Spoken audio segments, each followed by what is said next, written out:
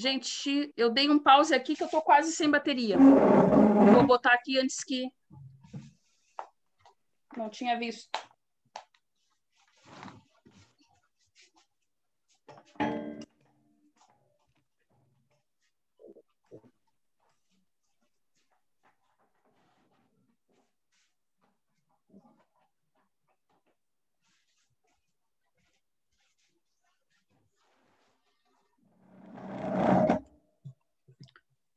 Parece que tá gravando, acho que tá.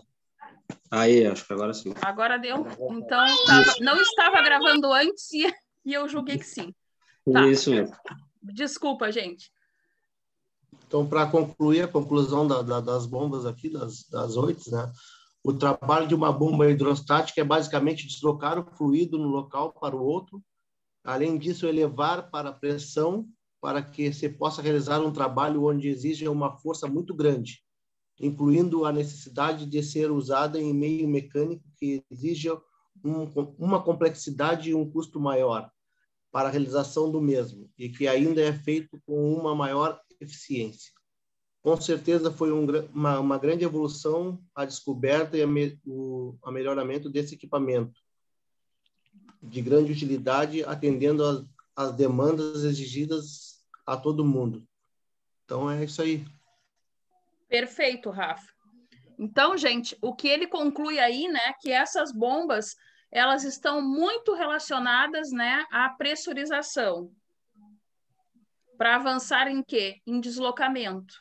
Por isso que nós falávamos que são bombas de deslocamento positivos e que são muito usadas também, conforme ele falou, principalmente aí na construção, né? Onde a gente precisa, sim, dentro desse vasto ramo aí da construção civil, né? Não só para a questão de abastecimento, mas também como dos maquinários, né? Que são aí com princípio de funcionamento altamente, né, hidráulico, né? Com fluido, né?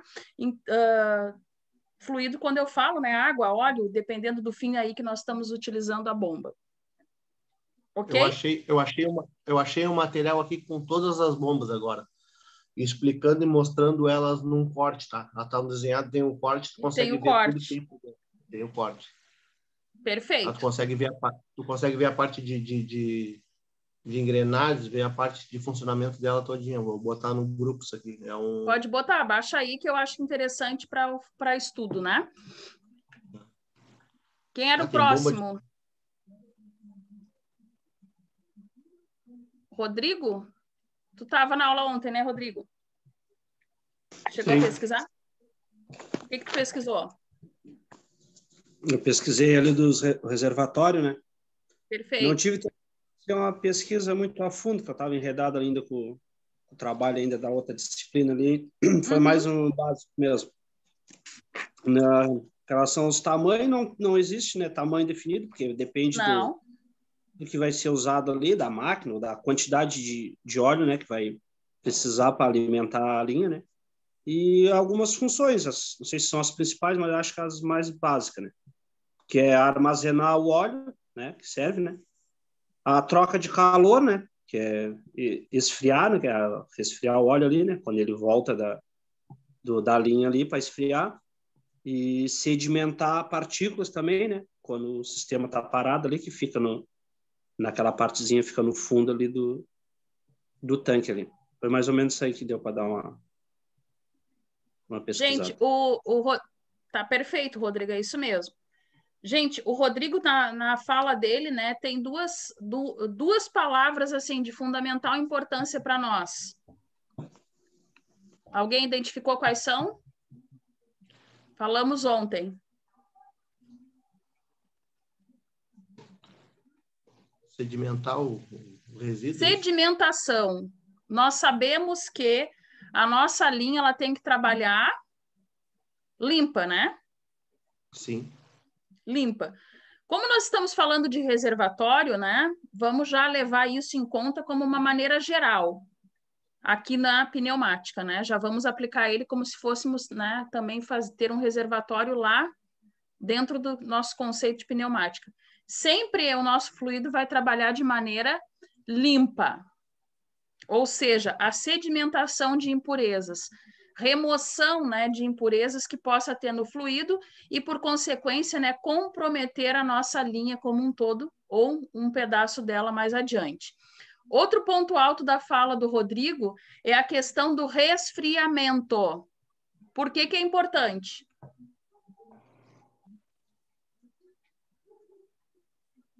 Para não perder a propriedade do fluido, né?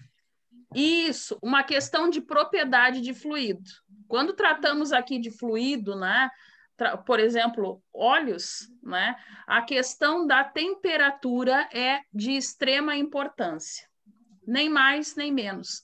Ou seja, nós precisamos trabalhar naquela faixa admissível, né, para que ele então não perca suas propriedades. Então, os reservatórios, né, apesar do nome reservatório, né, nos remeter a algo que tem uma simples função de armazenamento, ele não tem, né, essa função. Eu lembro que no início o Rodrigo ainda falou, não sei se está tudo aqui, né, no que eu vou dizer, mas acredito que sejam as coisas mais importantes, se de fato é, né?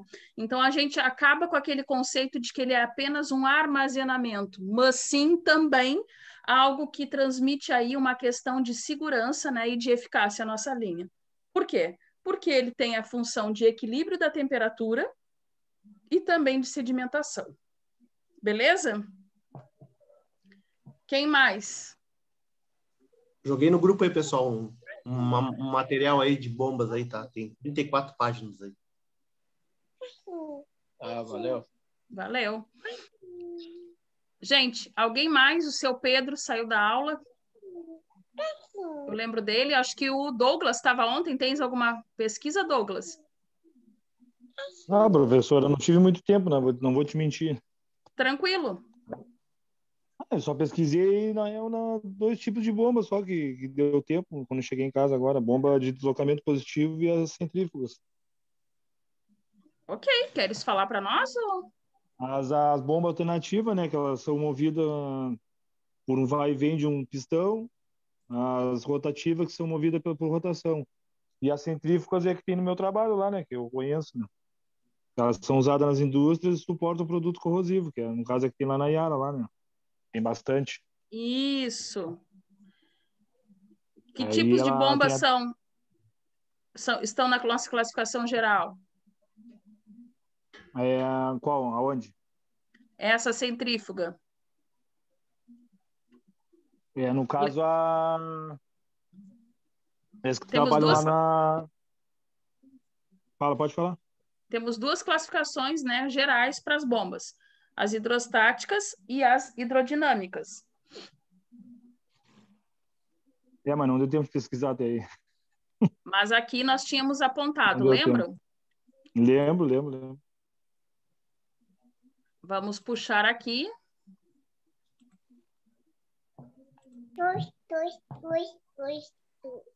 Tem algum bebê nos dando oi. Ah, é a minha aqui. Desculpa. É a tua, Charles? É. O telefone tá na minha barriga. Tá bom, já tá quer estudar olhando. desde pequena. Já deixa ela Já quer aí. estudar desde pequenininha, tá bom. Ô, Bom, Vivi, gente... se tu conseguir abrir esse documento que eu mandei aí, tá no grupo, dá para mostrar algumas fotos aí, tem. Vamos ver se eu consigo aqui. Os caras fizeram xerox e jogaram na internet. Jogaram aqui, mas não tem problema. Para nós importa é a fonte do estudo estando correta. Gente, então aqui o que o Rafa mandou, deixa eu achar aqui. Acho que encontrei. Conseguem ver o arquivo? Sim. Vou tentar Sim. abrir. Então, aqui tem alguns exemplos. Eles primeiro colocaram as classificações gerais, né? Desculpa, o Douglas que falou agora, né? Por último. Isso. Douglas, quando eu te perguntava, né? Quando tu falou das bombas centrífugas, que era comum lá no teu trabalho, lá na empresa, né? Eu disse para ti quais são, aonde que ela está classificada dentro da nossa classificação geral das 2 tipos de bombas. Ou seja, bombas hidrostáticas e hidrodinâmicas. Então, já de cara, nesse arquivo aqui que o Rafa nos enviou, já nos mostra. Nós temos também lá no slide da aula de ontem, né? Então, as bombas centrífugas, né? Elas estão aí classificadas como bombas dinâmicas. Se elas são bombas dinâmicas, significa que elas estão classificadas como as bombas hidrodinâmicas, aquelas que necessitam aí de força, né, e ação de velocidade para funcionamento. Correto? Tranquilo para todos até aí? Tranquilo. Então, aqui temos algumas fotos, ó. Por exemplo, aqui mostrando, né, o interior, o corte, né, de uma bomba, uma turbobomba, né, uma bomba dinâmica. Ó, aqui eles fizeram um apanhado, pelo que eu vejo, ó, mostrando quando elas são de simples, né? Não, esse é o que mais tem lá, esse rotor aí é o que mais tem lá. Mais esse tipo aqui? Os rotor, as volutas. Sim. Ó, a carcaça, né? Aí. As pás aqui. Aqui de novo, ó, a dupla. Uma carcaça mista. Aqui, ó, eles estão tentando mostrar em corte, ó, aquilo que a gente verificou ali em cima. Uma bomba centrífuga radial, ó. Naqueles tutoriais que eu falei para vocês, quando a gente vê lá o estudo dos compressores, nós temos, eu lembro de uma figura muito parecida, só que com animação, mostrando, né, como é que faz a circulação do líquido, né, do fluido aqui dentro. Ó, aqui com o rotor fechado. As axiais, o que significa ser axial, gente? Sempre o fluxo, né, ao eixo. Tudo que nós falar em axial significa que nós estamos falando, né, no eixo.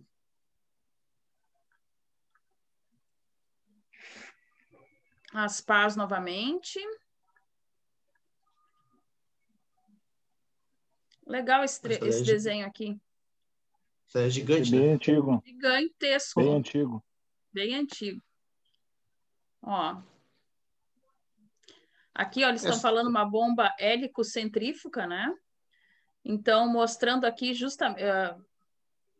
consegue-se ver, né, o eixo da bomba aqui, né? Em formato de um helicoide, né?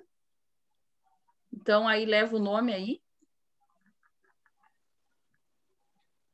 Aqui também, ó. Nossa, esse desenho deve ser de muitos anos. Antigaço. Antiguíssimo.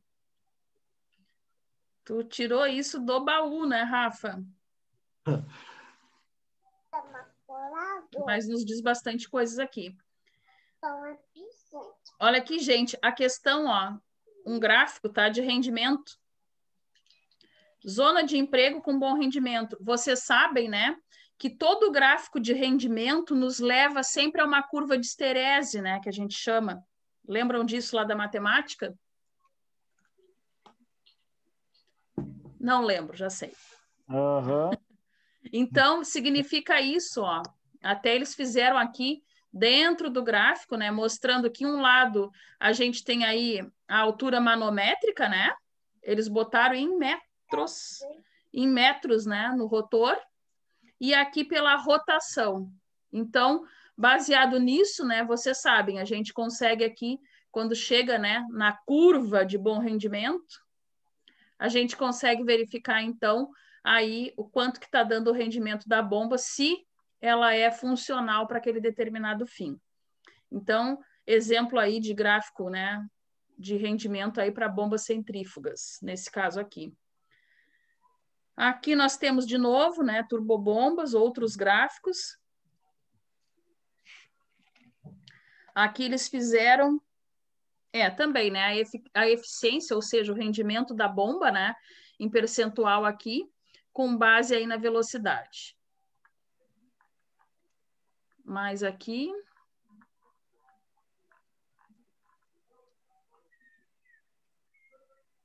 A bomba de êmbolo, isso aqui também eu lembro de algo parecido, tá? Animado lá quando a gente vê compressores que eu vou trazer para vocês. Porque também temos, né, os compressores nessa mesma característica aqui de funcionamento. Aqui as bombas rotativas ainda. Bem legal. Outro desenho interessante aqui, né? Pena que ele está muito fechado, né? O preto e branco, mas é justamente aqui o corte, né? Aqui é uma bomba de parafuso. Então, aqui mostrando bem o corte. Aqui também, num corte transversal. Bom, voltamos aqui para o nosso trabalho. Alguém mais tem para apresentar, para falar alguma coisa?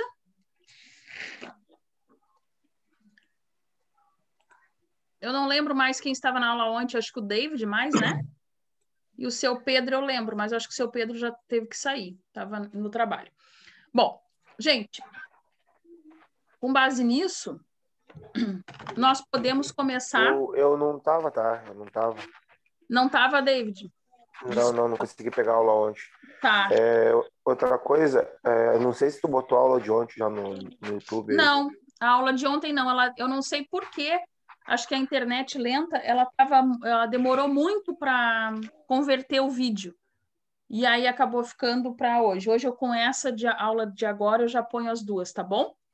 Tá bom, porque as aulas que eu perco, eu tento pegar no final de semana aí, entendeu? Tá, então tá. Tranquilo que hoje vai estar lá. Bom, gente, então, com isso que nós vimos, né, fizemos aí um apanhado, né, para compreender mais ou menos, né, o funcionamento das bombas. Conforme eu falei, faremos agora a retomada, né, do assunto novamente, quando nós formos estudar a linha e fazer um projeto de uma linha. O que nós temos que passar a falar hoje? Da nossa queridíssima pneumática, né? O que significa o estudo da pneumática? O que vocês acham? Primeiramente, para a gente compreender uma linha, né, de comando, a gente precisa entender, primeira coisa, o fluido que nós vamos estar trabalhando. Até aqui nós estávamos falando, né, de fluidos líquidos, né, de uma maneira geral. Sabemos aí que no caso nosso da mecânica, né, nós vamos estar falando lá de óleos, mas falamos de uma maneira geral, até para entender aí esses mecanismos, né, essas máquinas mais elementares que são aí articuladas para os dois casos. Mas na pneumática o nosso fluido é outro. Qual outro fluido que é? É o ar. O ar. Gente, o ar, para que nós possamos compreender como que acontece, né, a nossa linha, como que acontece a captação, como que acontece lá, né, o nosso dimensionamento da linha, primeiramente a gente tem que compreender onde que está disposto o ar. Então, nós sabemos que nós temos uma atmosfera, né? Quem já lembra lá da geografia, né? Ó, agora não adianta vocês dizer que não gosto. Não é física, não é matemática, é lá a geografia que a gente estudava, não é isso? Ó, Rodrigo Rio. Nós precisamos entender como que funciona a nossa atmosfera. Como que funciona? Quantas camadas a gente tem aí da nossa atmosfera? Quem lembra?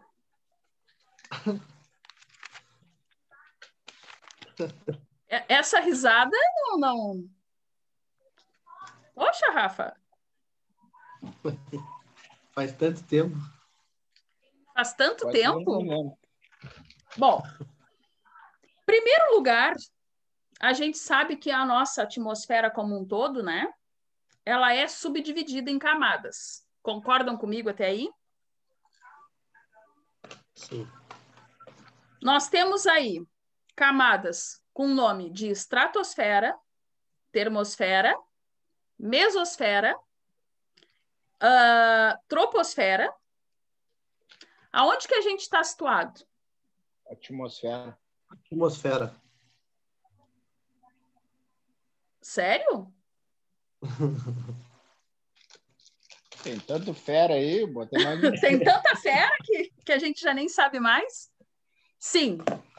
Então, nós sabemos que nós temos aí subdivisões, né? Nós temos várias camadas Sabemos que cada camada dessa tem uma característica.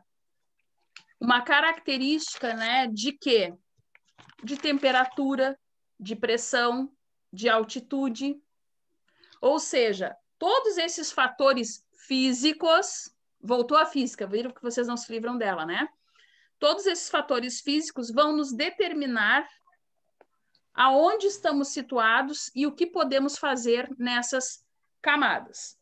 Bom, vocês falaram brilhantemente, né, corretamente, que nós temos aí a nossa atmosfera, né? A atmosfera terrestre aí, que é o lugar onde a gente vive. Ou melhor, é da onde nós retiramos, né? Nós podemos ter aí as condições ambientais, né? Para que a gente possa ter vida. O que nós temos que saber da nossa atmosfera? Que é de lá onde a gente capta, né, o nosso ar aí, né, a nossa subsistência para poder ter vida neste planeta.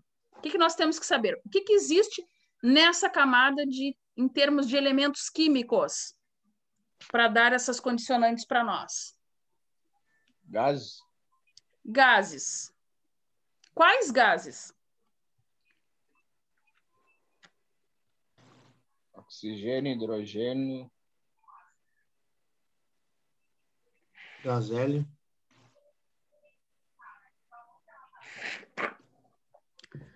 Ao que nos diga que nós temos aí três classificações. Oxigênio, perfeito, indiscutível. Em qual quantidade? Quem é que sabe?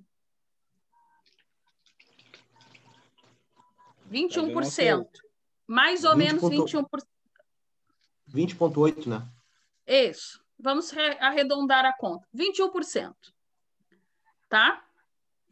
Nós temos o nitrogênio em quantos por cento? Mais ou menos uns 78%, correto? Positivo. E nós deixamos aí para outros gases 1%.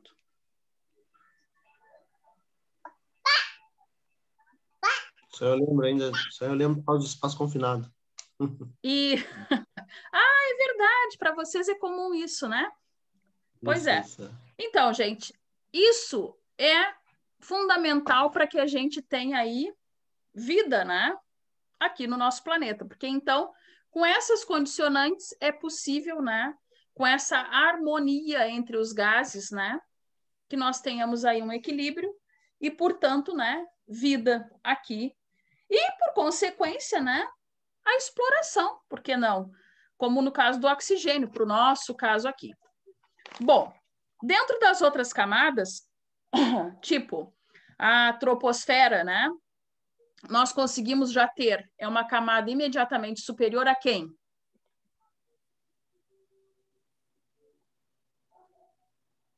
Atmosfera.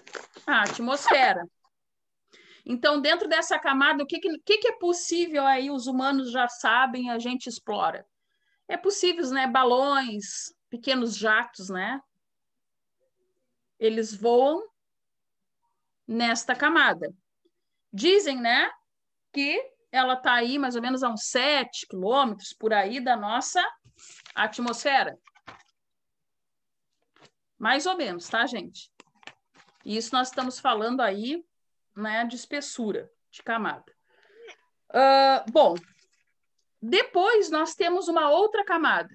Quem é que sabe qual é? Depois da troposfera.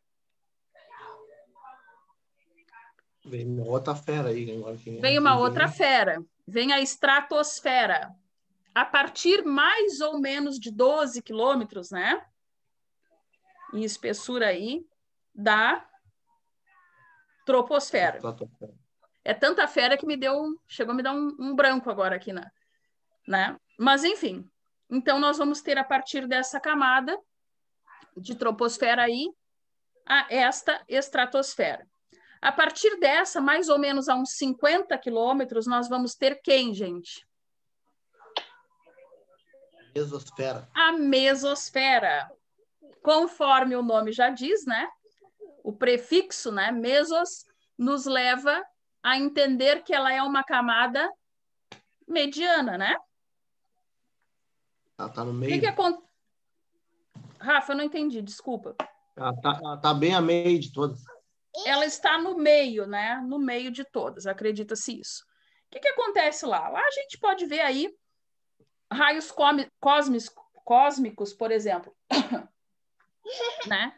Acontece lá nessa camada. Depois nós temos também, a partir dessa, de 50 a 80 quilômetros, quem? A termosfera. Lá nós podemos ver a aurora boreal. Acontece o fenômeno, né, da aurora boreal lá nessas camadas. Foguetes, né, também é possível. Então, depois, por último, né, a exosfera. Ou seja, o fim, né? O espaço. O espaço. Gente, falamos aí de aurora boreal. O que é a aurora boreal, só para não passar em branco, se alguém não lembra?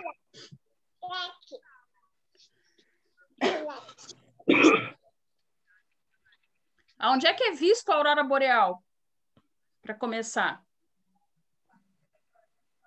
A aurora boreal é um fenômeno por causa dos gases, né? Perfeito. A aurora boreal é considerado um fenômeno físico devido à ação de vento solar, né, que chamam, junto com os raios, né? Com impacto aí das partículas, então, deste vento, né? Com as altas aí temperaturas aí da atmosfera. Então, ocorre esse fenômeno. Aonde que esse fenômeno é assistido melhor? Né? Nos trópicos.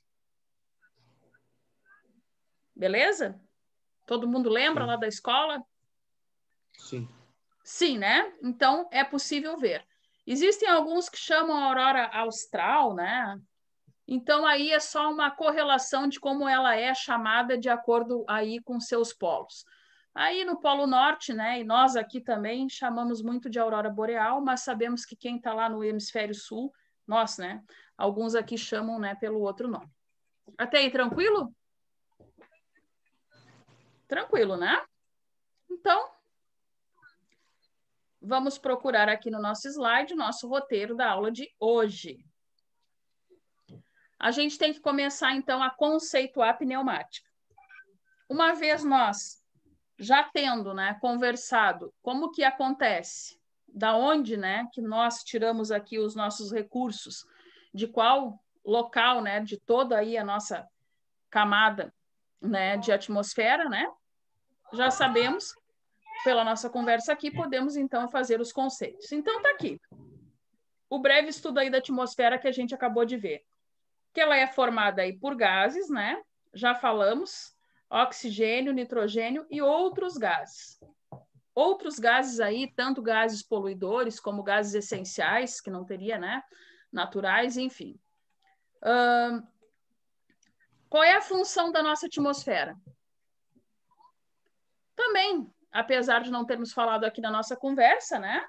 Mas nós temos que entender que a nossa atmosfera ela tem função de proteção, proteger a vida, né?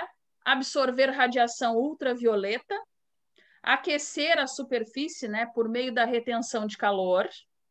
Gente, por que que a gente fala muito, né, na irradiação aí dos raios né, ultravioletas? Por que que os cientistas falam muito disso? Da proteção da camada de ozônio, né? Essas questões. Por quê?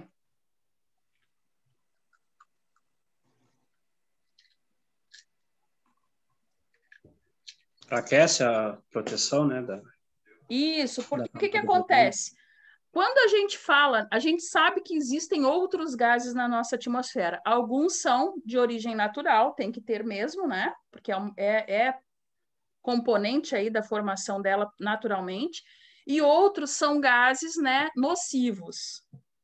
Então, como a gente sabe que esta camada, né, que essa superfície ela tem que ter aí a função de proteger da incidência solar dos raios ultravioletas, são nocivos, né, à saúde humana, à vida humana. Quando a gente tem o descuido, né, de emissão de gases, enfim, e causa buracos, né, a gente sabe que existe, em alguns pontos dessa camada, a gente está rompendo essa superfície. Lembra quando a gente conversava ali? Nós falamos, né, a altitude, e eu falei para vocês a camada, que cada subdivisão, né, tipo, da atmosfera para a troposfera e assim por diante, nós temos aí camadas. São camadas fininhas? Não, né? São camadas aí grandes, quilométricas, mas que os gases têm aí condições de perfurar. Quando a gente faz isso, a gente rompe essa proteção e então causa aí esse dano que é muito discutido, né, aí na comunidade científica, que é intimamente, né, ligado aí aos extremos de temperatura.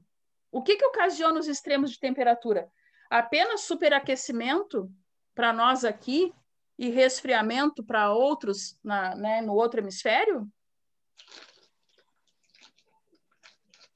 É só isso?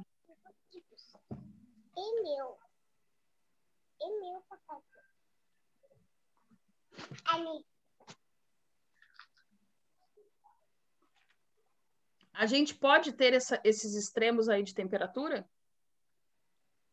Não, né?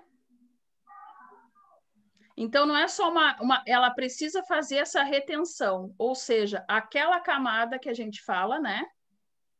Ela justamente ela tem que transmitir o calor através da camada e não infiltrado na camada.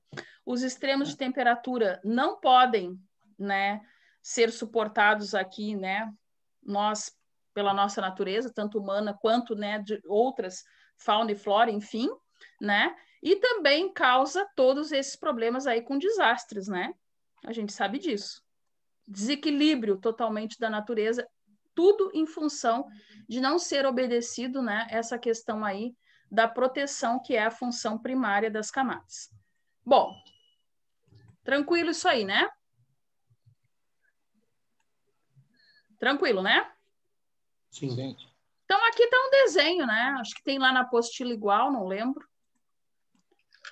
Então, um desenho aí, né, mostrando bem o que a gente já conversou aqui, mais para o inicinho aí da nossa aula. Então, as várias camadas, né? Nós temos lá a nossa atmosfera e depois nós temos aqui a sequência delas, né? A troposfera, aqui mostrando, né, alguns fenômenos que a gente tem, naturais, né?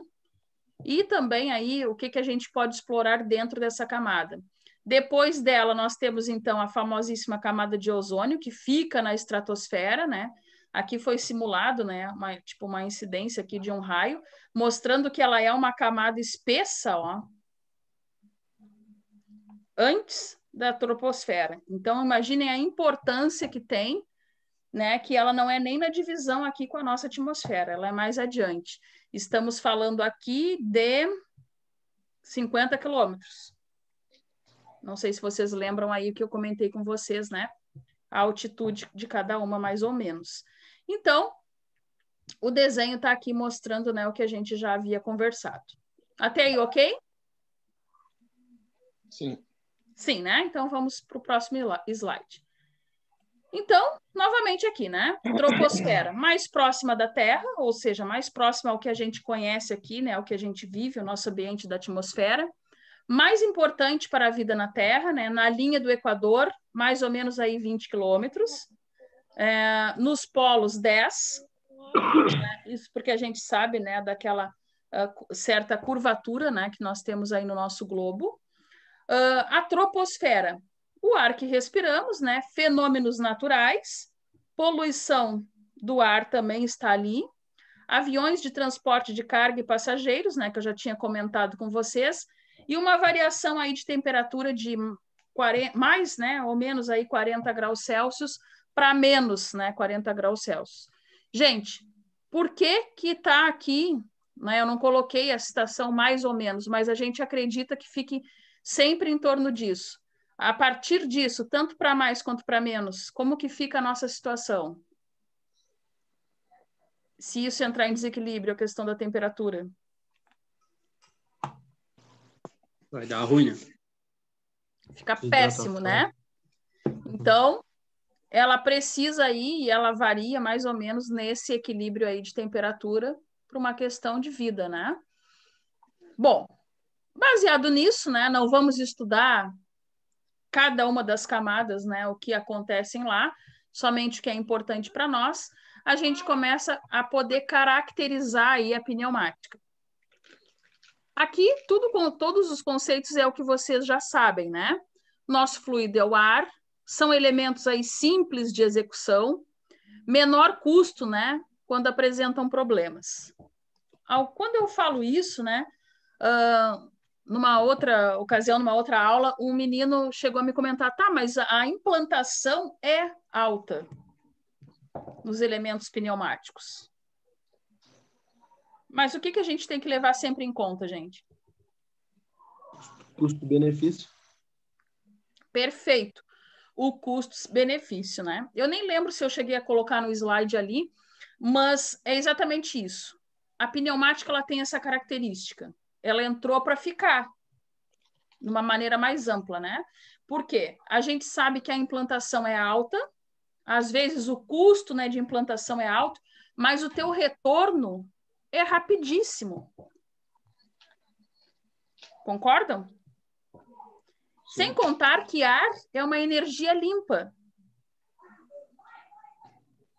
Aonde que a gente vai ter sujeira desse tipo de recurso aqui de linha? Somente no filtro. Nos filtros, que são justamente locais pré-definidos dentro da nossa linha para ser, né, purgadores, para ser locais ali de retenção, né, de sujeira. Então, assim, ó, é uma energia limpa, é uma energia barata, o ar é abundante, não temos problema, né, para obter ele, e também não temos aí grandes problemas caso tenha algum tipo de vazamento. Então, o que é o custo da desse tipo, né, de linha pneumática? É justamente na implantação. Mas por quê? Por causa da linha em si? Não, né? Por causa dos mecanismos que compõem essa linha, que são aí lá frutos, né, da mecatrônica, que a gente sabe que são dispositivos aí, elementos um tanto mais caros. Mas, até aqui, tudo tranquilo, né? Elementos simples de execução também. Por que eu digo isso? Porque, basicamente, nós vamos ter uma linha, nós vamos ter uma linha tronco, né? Nós vamos ter uma linha ali de distribuição e uma linha ali de alimentação. Ponto. Acabou-se. Nós vamos ter que ter uma região ali onde nós vamos ter a geração de energia, né, na bomba, um armazenamento com os compressores e deu. Então, é uma linha muito simples de ser desenvolvida. Eu diria que o maior problema que alguns possam ter é resolver a equação matemática para achar o diâmetro da linha. O restante é simples manutenção. Bom, então, as vantagens, né? Gente, essa cor aqui tá boa para vocês enxergarem? Em vermelho, tá bom? Senão eu mudo. Bom, Tá bom. Vantagens, né, da pneumática. Já falamos, né? O ar é um insumo aí ilimitado na natureza, né? O transporte, o ar pode percorrer tubulações simples, sem linhas de retorno, como os sistemas hidráulicos. Lembram lá na pesquisa do Rodrigo? O Rodrigo falou duas palavras que eu disse que era importante. Uma era o resfriamento e a outra era o quê, Rodrigo? Te lembra? A sedimentação. A sedimentação. Por que acontece a sedimentação no reservatório? Porque tem um acúmulo ali de sujeira de borra, né? Tu tem um acúmulo de sujeira. E porque linhas com fluidos pneumáticos à base de óleo, por exemplo, né, elas precisam do retorno, não é isso? Sim. Então, este retorno, né, nos causam aquele acréscimo aí de sujeira, né, dentro do nosso processo, que dá sedimentação, normalmente, né, ali no reservatório está tudo ok. Então, Acontece isso aqui? Não. Não, nós não temos linha de retorno. Nós vamos ter lá os nossos filtros, né? E ali eles vai ser dada a manutenção, vai ser resolvido naqueles pontos ali.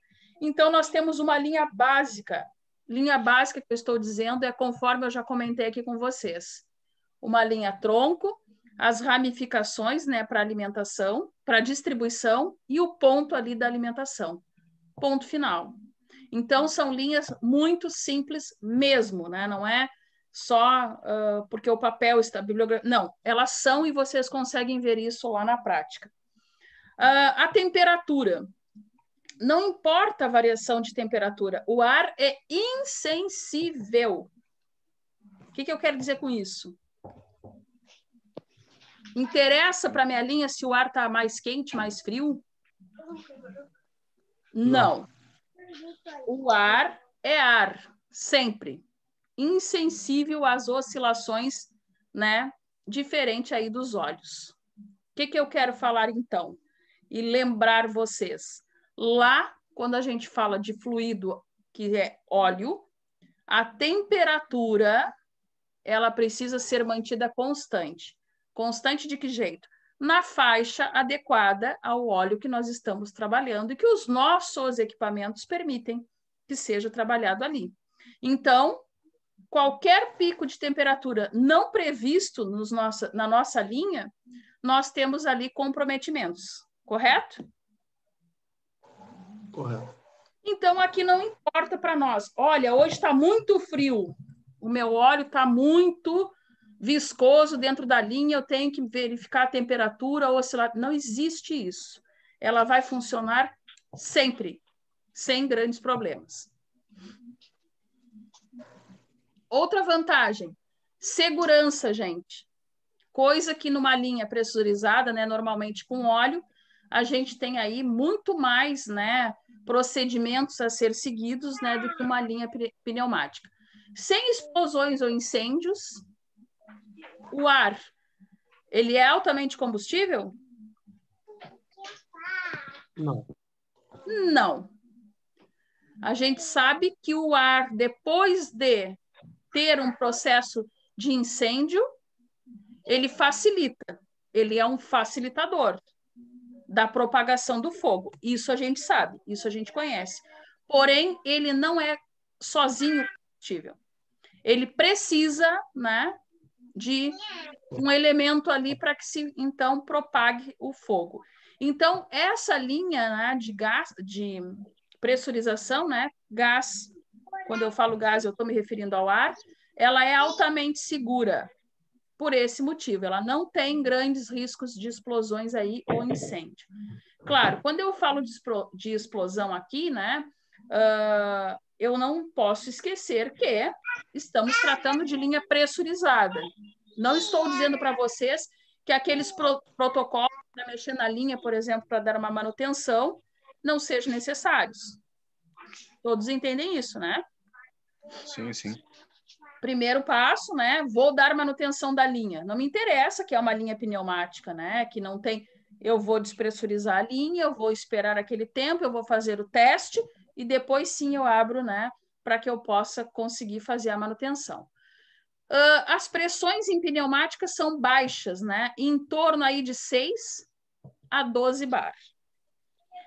Bom, daqui a pouquinho a gente vai ver, né? Esses 6 a 12 bar são as pressões de regime e as pressões de trabalho. Ou seja, né? Aquela pressão que eu tenho para mim, para que eu consiga, né, ter ali como recurso de alimentar a linha, e a pressão com que eu efetivamente trabalho com os meus equipamentos dentro da linha. Beleza até aí? Diz a pressão que trabalha efetivamente, então, a partir do manômetro. Seria isso? Seria isso. A gente vai ver que a gente tem a pressão de regime e a pressão de trabalho, que nem eu falei. A pressão de trabalho ela vai ser um tanto mais baixa. Correto? Correto. Tá? Vou voltar aqui no slide. Bom, o padrão construtivo da nossa linha. Baixa pressão, elementos de comandos esbeltos, leves e baixo custo. Gente, por que, né, que eu posso classificar aí como elementos esbeltos? Por que que eu consigo atenuar os meus custos justamente por ter elementos aí mais leves na linha? Um exemplo para vocês. Se eu estiver trabalhando com uma linha de óleo, se eu não tiver declividade suficiente para que o óleo chegue de uma ponta a outra, vamos supor, o que que eu tenho que fazer com a linha? Colocar uma bomba mais robusta. Uma bomba mais robusta. Se eu não tenho, às vezes aumentar um pouco a tubulação. Lembra que o seu Pedro até deu um exemplo ontem, né? Que trocaram o equipamento e continuou a mesma coisa, porque, né? Trocaram o diâmetro da linha, lembra que ele comentou? Sim. Não trocaram os outros elementos, o que não foi eficiente, que não funcionou de nada. Então, o nosso trabalho... Na realidade, trocaram a bomba, né? Trocaram a bomba e não trocaram a linha. A linha permaneceu. E não trocaram a linha. Perfeito. Por que que acontece isso? Numa linha de óleo. Erro de dimensionamento. Erro de dimensionamento. Adianta eu ter uma bomba que vai me mandar, que tem mais potência para mandar aquele fluido, se o meu fluido, com a viscosidade que ele tem, ele não comporta dentro da linha? Não adianta. Ou eu enterro a linha, apesar da bomba mais potente, enterrar a linha que eu digo é aumentar a declividade, que aí eu consigo trabalhar melhor o meu fluido, fisicamente falando, ou eu aumento o diâmetro também. Então, isso é uma desvantagem imensa de linhas, né, de comando hidráulico. Muita desvantagem. Por quê?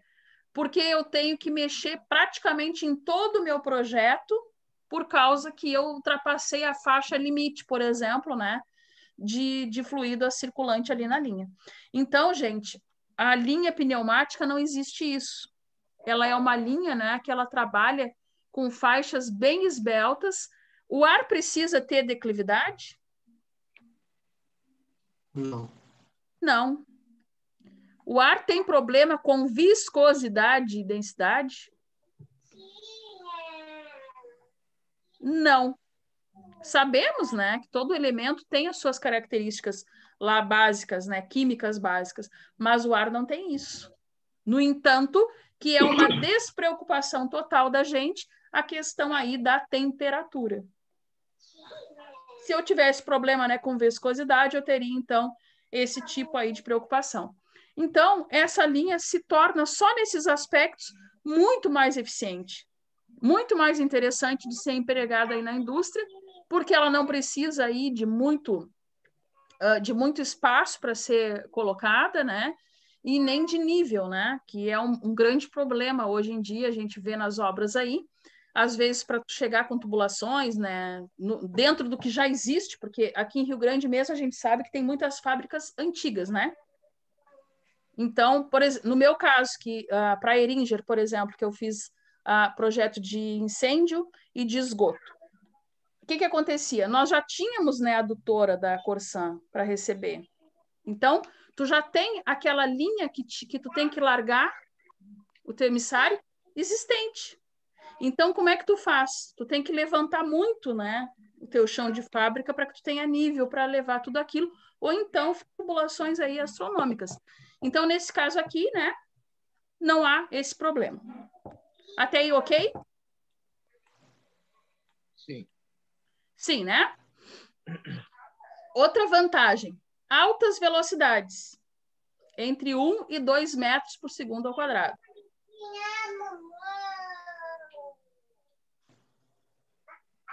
O que está errado aqui nessa frase?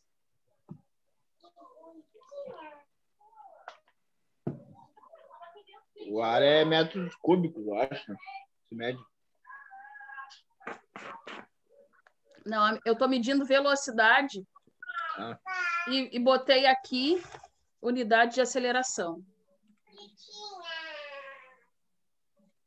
Ninguém se deu conta, né?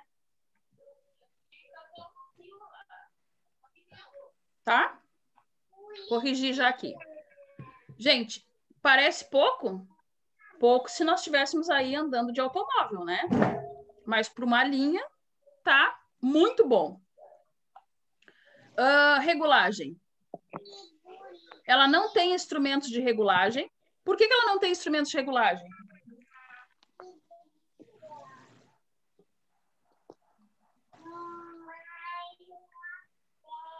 Ela não precisa, né, gente? Eu não tenho... sempre, vocês levem sempre em mente, né, a questão de temperatura e pressão. Para esse caso aqui, desde que eu tenha a minha linha correta, com os equipamentos corretos, já estou garantindo a pressurização. Eu não preciso me preocupar com demais elementos físicos, né? Então, sem instrumentos nenhum de regulagem. Né? São linhas aí que são colocadas, são feitas e, né, precisam só ter manutenção periódica quando necessário. Velocidade e força. Vamos... Só perde pressão quando tem algum vazamento, Charles. Isso, né? Só se tiver algum problema na linha. Pode ser, né? Não quer dizer que seja uma linha que não tenha manutenção nunca. Não, não é isso que a gente está dizendo. Mas são linhas aí que, uma vez, né, confeccionadas, a tendência é que elas funcionem aí de maneira bem irregular. Eu digo que é fácil de constatar porque só perde pressão por causa do vazamento. Só por causa do vazamento e a questão do ruído, né? É. Que uma linha pneumática tem essa desvantagem. Então, as velocidades e força aí a gente pode colocá-las em escala máxima e mínima, né? Conforme a nossa necessidade. Ou seja, quem vai determinar isso? O nosso projeto, né? Então, a gente vai pré-estabelecer e, em tese, a linha vai funcionar. Ainda dentro das vantagens, a questão da sobrecarga. Suportam altas oscilações, não sofrem avarias, né, pela sobrecarga, retorno imediatamente ao funcionamento, tão logo acabe a resistência. Gente, pode acontecer uma sobrecarga? Recém o Charles falou que pode ter um problema aí na linha. Pode acontecer? Pode, mas como o meu fluido é ar, eu detecto o problema, eu soluciono, eu travo a linha em um ponto, por exemplo, né? E eu tenho o restante da linha toda funcionando como se não tivesse existido problema. Posso fazer isso numa linha de óleo, por exemplo?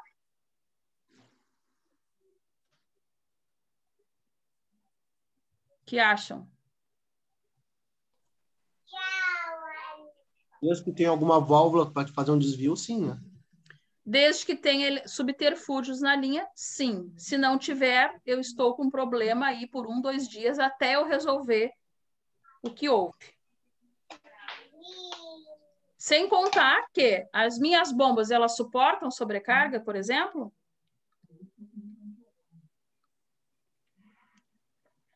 Acredito que...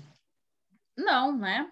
A gente vai ter aí, vai ser mandado para a linha exatamente aquilo, e se não ocorrer, nós não temos, né, capacidade na linha para suportar aí, mandar uma sobrecarga para ela.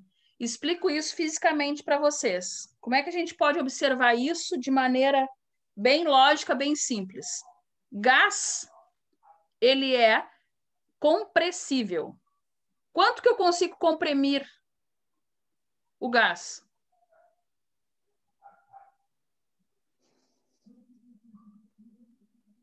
O quanto eu quiser, o quanto eu puder. Correto ou não? Sim, de acordo com o reservatório. Exato.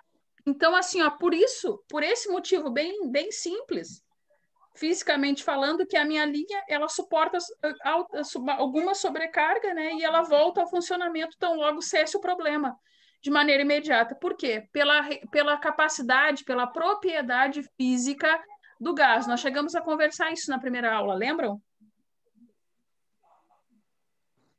Nós conversamos sobre isso, nós vamos ver agora mais adiante de maneira mais contundente. Então, é uma propriedade física. O gás, ele é altamente compressível. Lá na escola, a professora fazia com a gente aquele exemplo da seringa, né? apertava-se na ponta da seringa ali, né? Apertava-se o êmbolo e a gente comprimia aquele ar até quando eu tivesse força para suportar. Conforme eu soltava o êmbolo, o que acontecia? Eu tornava a posição de origem. Perfeito. A seringa, o êmbolo da seringa retornava à posição de origem sem perda. Ou seja, esse exemplo que a gente fazia de maneira muito inocente lá na sexta série, sétima série, na escola, comprova o que nós estamos hoje estudando aqui. A eficiência, a eficácia aí que nós temos numa linha pneumática, né? E a grande vantagem que ela tem. Bom, prosseguindo. Agora, né, você sabe que nem tudo pode ser sempre bom a vida toda, né? Temos algumas pequenas desvantagens na linha. Também é pertinente, né, gente? Não nos dá problema em mais nada. Quais são? O ar precisa estar limpo, sem impurezas. Gente, não funciona a linha com ar sujo. Ar sujo não é só poluição, é também esta pessoa aqui que eu vou botar em outra cor. Umidade. Linha com poluição. O que eu digo poluição? Poeira, pó, algum outro elemento, né, que possa, principalmente vocês aí nas fábricas, né, que possa se agregar à linha, né, ao reservatório, mas a umidade. A linha não funciona. Funciona somente com filtros e purgadores estudados no decorrer do curso. Bom, botei aqui entre parênteses que a gente vai ver, né, quando for daqui mais uma ou duas aulas, a gente vai estudar exatamente isso. Então, é uma desvantagem. Vocês acham isso muito para uma linha pneumática? Não. Não, tá razoável, né? Afinal de contas, no outro tipo de linha hidráulica, a gente também precisa de filtro, né? Sim. E ainda precisamos de um reservatório que nós possamos ter ali a sedimentação, né? A decantação de tudo que foi ruim, né? Que o filtro não... Então, essa linha se torna ainda muito mais atraente, né? Do que o outro método. Bom, compressibilidade. Dentro da linha, né? Conforme a gente já falou, o ar ele é altamente compressível, a gente sabe disso. Mas não permite velocidades uniformes e constantes, né? Não possibilita controles de ciclos precisos. A gente não viu lá alguns slides atrás que a gente não tinha seletores, né? Algo que pudéssemos ali fazer controles na linha, né? Lembram disso? Sim. Então, a gente não tem nenhum tipo de regulador nessa linha. Conforme já falamos aqui exaustivamente hoje, a nossa linha vai se comportar, né? Lá, a nossa bomba, o nosso compressor, a linha, os purgadores, os filtros, alguma válvula, né? Que a gente vai precisar ter aí, né? Na parte das alimentações da linha. E, enfim, é só isso. Nós não vamos ter grandes, né? Elementos ali de regulagem como a gente vinha, né, trabalhando e sabe que existe lá no nosso outro método. Bom, outra desvantagem, escape de ar. Expansão ou retração do ar, né, de um atuador provoca ruídos ergonomicamente desconfortáveis. Falamos aqui na primeira aula. Onde é que fica lá o nosso setor dos compressores? O fundo da fábrica. No fundo da fábrica. Então, é a última coisa, né, que nós vamos ter. Por quê? Pela questão, né, do ruído. Então, aquilo é constante. E, por consequência, ergonomicamente, muito ruim ali, né, para a questão da exaustão, né?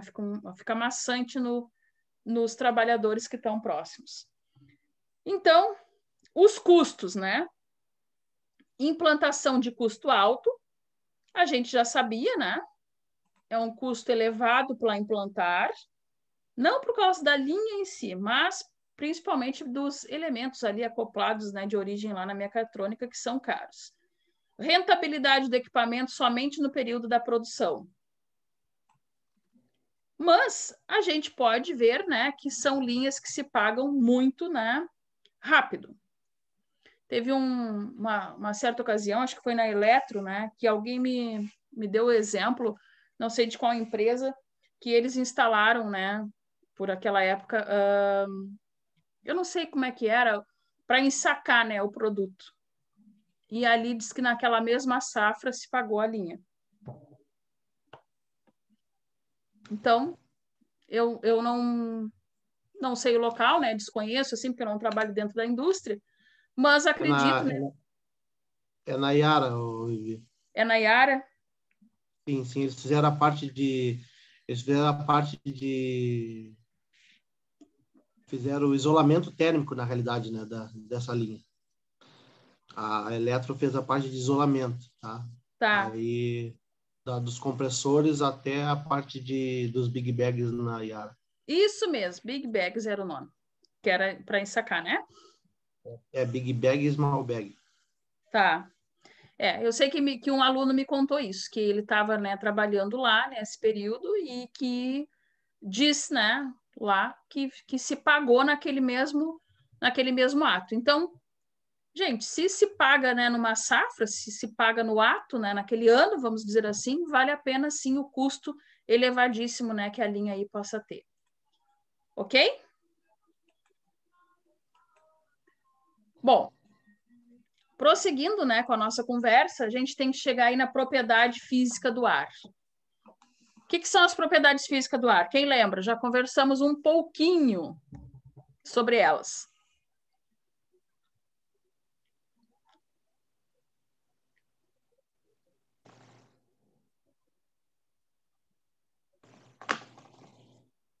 Gente, por que eu posso ter...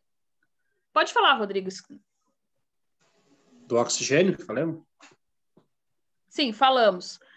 Mas assim, por que eu posso dizer que essa definição, né, está perfeita aqui para o nosso estudo de pneumática, levando em conta as propriedades físicas do ar? Aqui eu estou colocando para vocês, né, que nós temos aí basicamente 3 propriedades. Tem mais, né, mas basicamente 3 propriedades que conferem, né, a pneumática aí um status, né, de ser algo aí com custo baixo, limpo e rentável. Então, quais são elas? A gente sabe que o ar, ele se comporta muito bem em diversas situações. Primeiro, o ar é altamente compressível, conforme eu falei para vocês. Correto? Correto. Então, só nesse caso, eu já tenho meio, né, muito mais de meio assunto, né, que eu preciso para ter uma linha pneumática. Concordam comigo? Qual é a base de uma linha pneumática? Não é a pressurização? Sim. Então, o ar ser altamente compressível, né, eu consigo já ter aí uma eficácia da minha linha, né, e das minhas propriedades físicas do ar, sendo aí um grande favorável, né, a esse sistema. Bom, o ar, ele tem como se expandir.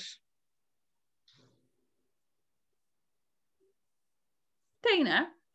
A gente já viu que sim.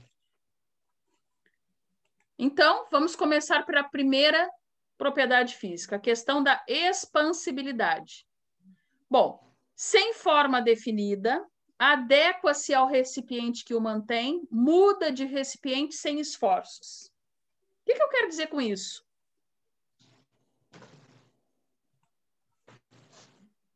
Se eu inventar que eu quero uma bexiga de aniversário no formato balão, né? Eu posso ter?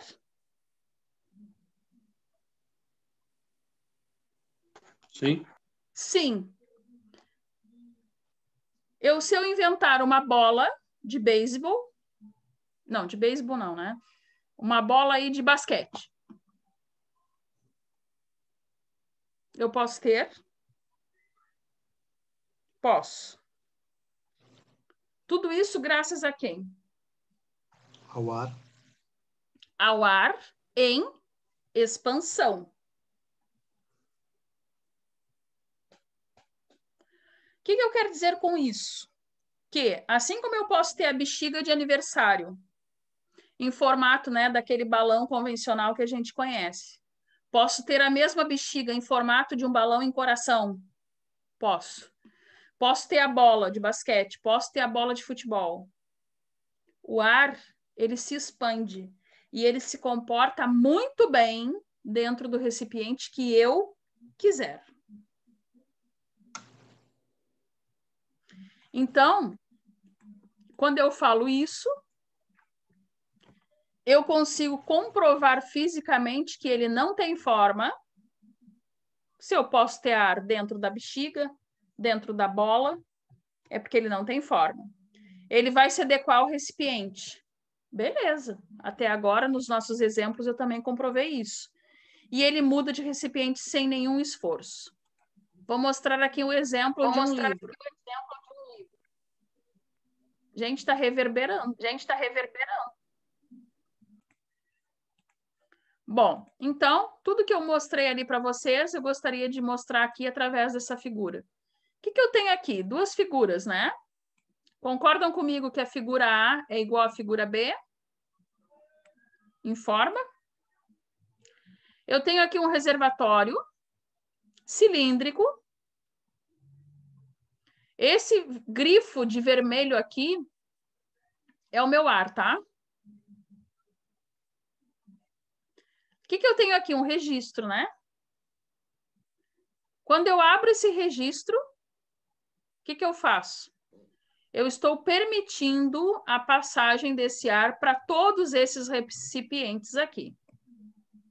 Dois deles, né? Um com forma, né, oval, né? Outro quadrado, os outros dois aqui um tanto disformes. Bom, o que importa é que existe uma linha que remete a todos estes. O que mostra a figura B?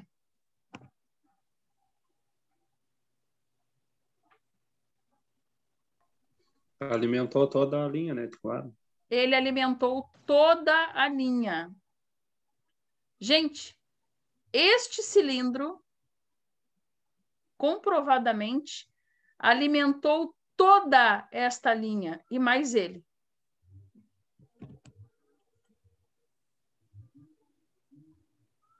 Por quê? Porque o ar, a gente sabe que ele expande e sabe que ele comprime. Ele estava altamente comprimido aqui dentro. Neste caso, ele tomou a forma de todos os recipientes. Então, isso é uma propriedade física, tá? Que a gente consegue comprovar, né, através aí de experiências bem simples. Outra propriedade que nós temos pode-se insuflar ar o tanto quanto deseja em recipiente fechado. Comprovadíssimo isso também. Eu falei o exemplo da seringa, né? É como se eu estivesse insuflando o ar ali. Claro que aquele, né, a gente aperta e o ar fica. Eu vou ter uma força, né, de empurrar, né, aquele ar ali, aquele êmbolo, né? E ele ficar uma camada, sei lá, de 5 né, ml que tem a seringa até 2, por exemplo. Talvez um de vocês, com aplicação de mais força, né, consiga empurrar o êmbolo muito mais e fique aí em 1%, em 1 ml, marcando, né, na seringa. Então, isso mostra que o ar é altamente compressível. Sumiu o ar dali quando eu faço isso na seringa? Não, é o mesmo, só que comprimido.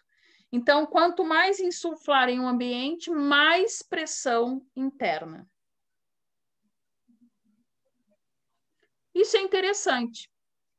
Quanto mais eu insuflo ar, mais pressão interna. Posso dizer com isso que esse é o princípio físico que faz, por exemplo, a bola quicar? Sim. Sim. Consigo entender várias coisas, né? Consigo entender, nesse caso, né, que em função de eu ter insuflado muito ar ali, eu consigo deixar completamente aquela vasilha, né, chamada, que a gente chama de bola, com ar suficiente para que ela, então, tenha movimentos. Se eu não tiver a pressão interna maior, no caso da bola, o que acontece com a bola?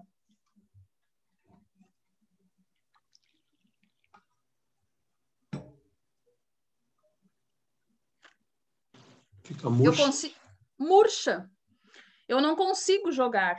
Eu não consigo fazer ela quicar, né? Porque ela fica com pressão interna insuficiente, menor que a externa. Outro aspecto que a gente pode ver também essa questão do ar é em edifício. Quando a gente calcula um prédio, né, edifícios aí completamente envidraçados, né, que nem a gente vê, o que é levado em conta? O que o projetista precisa? Estabilizar o quê? A pressão, né? Se eu tiver pressão externa maior que a interna, o que acontece com o meu vidro?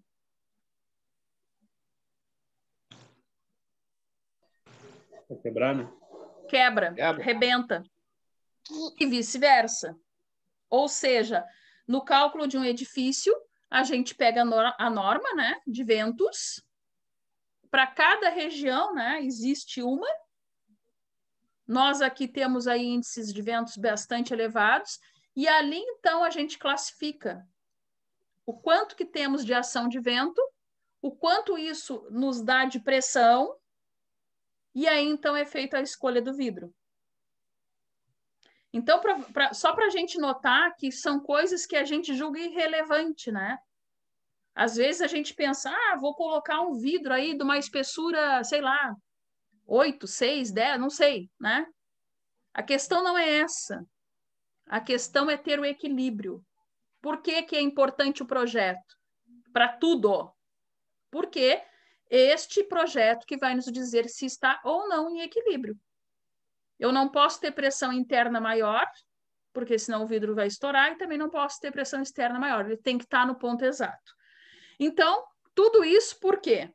Por causa desse fenômeno, né, físico, né, que a gente tem aqui sobre o ar, da compressibilidade, da expansibilidade do ar. Então, o mesmo exemplo, né, que eu falei do vidro no edifício, eu posso falar da bola, por exemplo. O que acontece se eu levar a bola para encher, né, e não parar mais? Colocar mais libras do que o meu do que o couro da bola ali permite. Vai explodir. Vai explodir. Então, isso, né? Se eu for encher o pneu da bicicleta da minha criança, que eu tenho aqui de 4 anos, é aqueles pneus, nem sei que tamanho era, acho que 12, né? Aqueles pequenos. Eu posso botar a mesma libra que eu ponho no meu carro?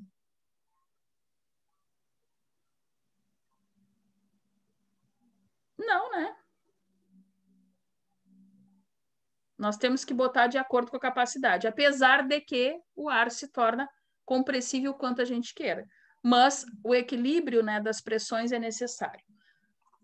Correto até aí, gente? Tudo tranquilo? Sim.